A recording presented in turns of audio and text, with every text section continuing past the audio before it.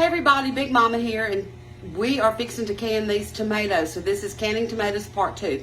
The first thing I've done is take some big pots, because I do not have a water bath canner. I have pressure canners, but I'm not doing that today because I do that outside. It's too hot. I put a rag in the bottom of this pot. I put one of my already canned orange segments in this pot and filled it up to right where the ring is. So I know this is the right amount of water in this pot to hold 5 jars. What you want is a pot big enough, deep enough for your jars to go in and be covered by a couple of inches of water. I'm just putting a little dish rag down in the bottom of there and then putting water in it. The dish rag is in there because I don't have racks for these pots, and the dish rag will keep the jars from banging on the bottom and cracking. So that's why I'm doing it. Okay, I've got my 3 pots of water on the stove, bringing them up to a boil, and I've got a dish rag in each one of them. I've also washed my jars, got them ready to go. I've got the rings here, and I've got the lids in a bowl of hot water. You need hot water for your lids because you want this rubber part on the inside to be, you want it to be soft so it'll press down and make a good seal. So have those in hot water. All right, so what I've done is I've washed and dried these jars and they are ready to go. Here are my tomatoes.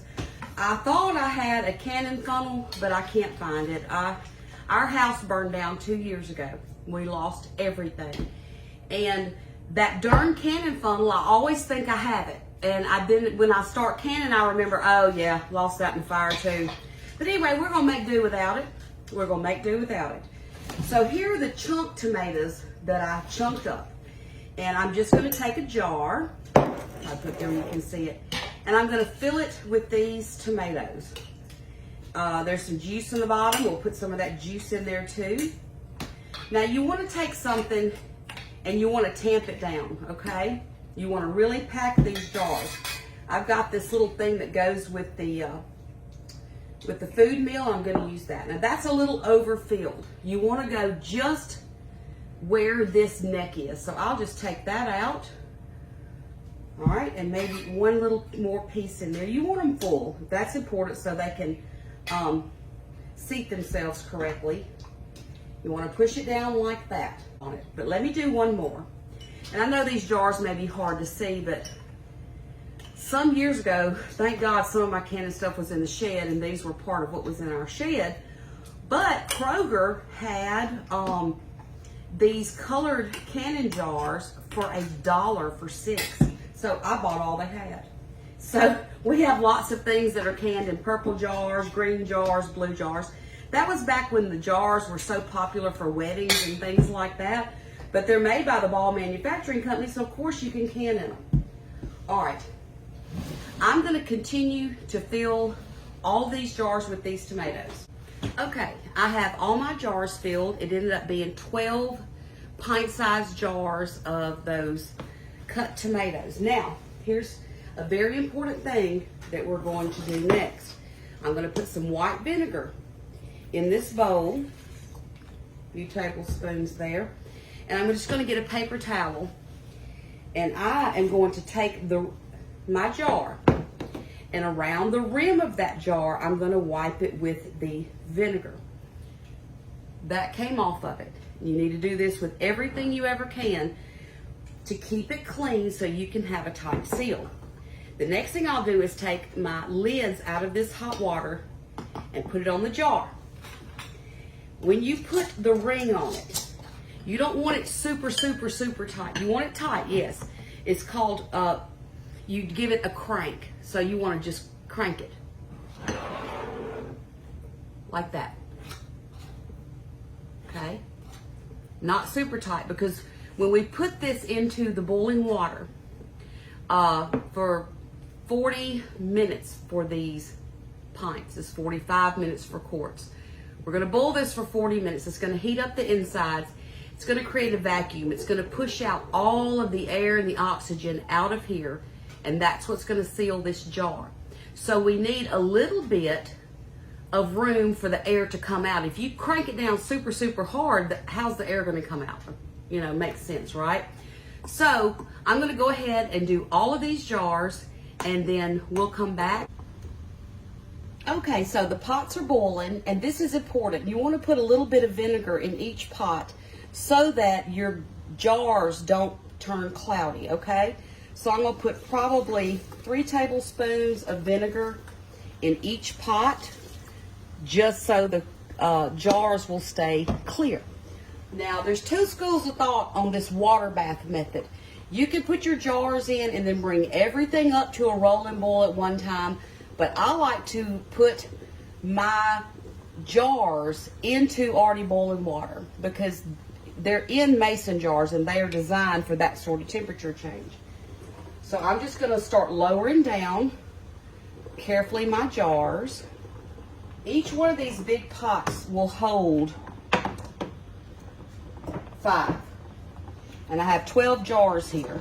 All right, once you get your jars in there, they are covered over with the boiling water, that's when you start your timer. Okay. There are those 5 in the pot with the black dish rag. Here are 5 more with the white dish rag, and here's my other 2. And I just laid them down. You can lay down your jars as long as they're covered with water. So I've got my timer set for 40 minutes, and I'll keep a periodic check on these to make sure that they are covered over at least 1 inch to 3 inches with water.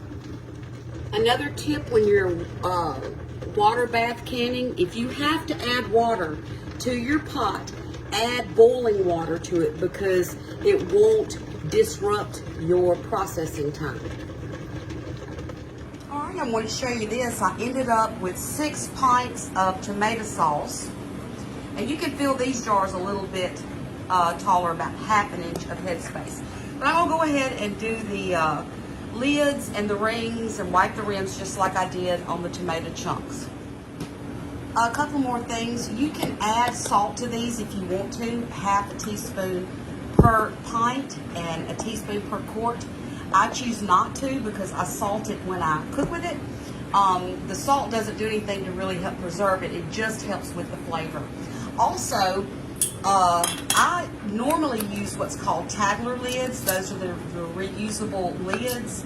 But for these tomatoes, I'm just going to use what came with the jars, which are these regular lids, and we'll do a thing about the Tagler lids later on. They really saved me during COVID, I promise you. Okay, we're right at the halfway mark. Everything's coming along nicely over here. I did just add 3 more cups of boiling water to each of these front pots. Okay, the timer just went off, so we're gonna take these out of the pots now.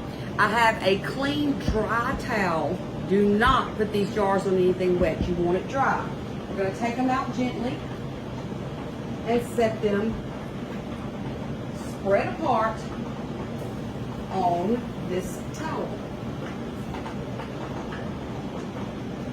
And they look good. And I'm gonna leave them overnight. There goes the timer again. I'm gonna leave them overnight, and you'll start to hear the seals pinging themselves down. They go ping, ping, ping. So we're not gonna worry about those until tomorrow, and we'll check the seals on them. Once I take all these out, I'm gonna put in these jars of tomato sauce, and I'm going to process these for 40 minutes also. Okay, now that all of the jars are out of the canner, I'm going to take this pot holder and this little dish rag, and I'm going to just tighten them up if they need it. I'm going to hold the jar and just tighten it up if they need it. But you want to do this when they come out of the canner to ensure that you've got a good seal. Don't wait until they've cooled off. Do it right when they come out. And that's how you can tomatoes. And I'm going to do the exact same thing to that tomato sauce when it comes out of the canner in 40 minutes. So, y'all have a good day.